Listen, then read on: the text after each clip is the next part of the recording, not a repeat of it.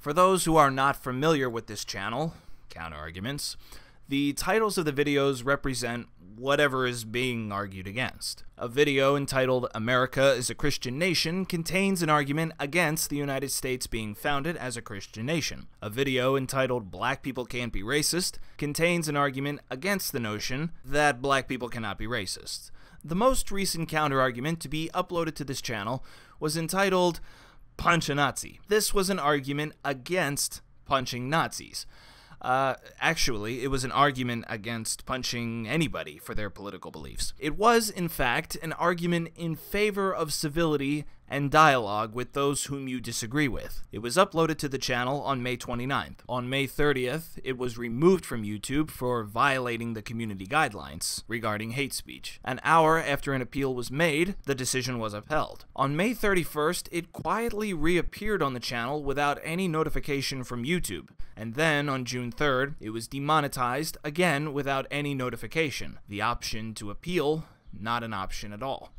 It never was made clear why any of this happened, and so this led to a lot of speculation. Some thought that the reason why the Punch a Nazi counter-argument was taken down was because there was a clip of Richard Spencer being punched in the face, the video with 3 million views and 10,000 remixes. Others thought it was because there was a clip from one of Hitler's speeches with blatantly inaccurate subtitles. Or maybe it was the swastika about the size of an M&M in full screen. But perhaps the best guess was that the title of the video tripped an alarm in the algorithm.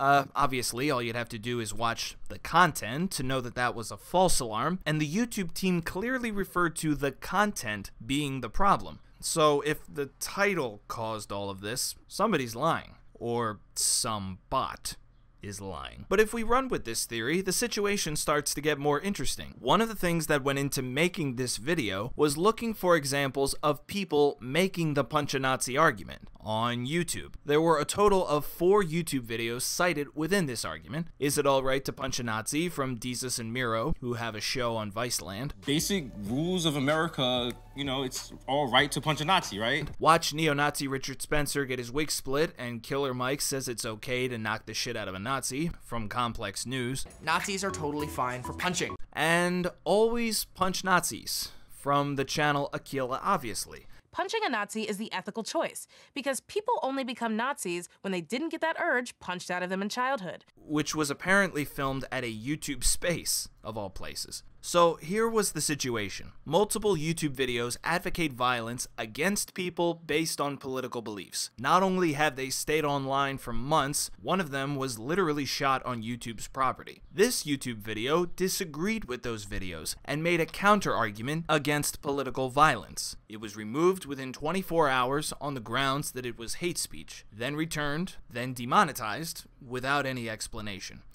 Now, I realize that this plays into about a half a dozen narratives. I understand that, and I understand that it's very tempting to react by saying SJW this or 1984 that, but I'm not going to do that, and I would prefer that you didn't do that either. Whatever narrative of choice explains away this problem is not as important as the fact that the problem exists and requires a solution.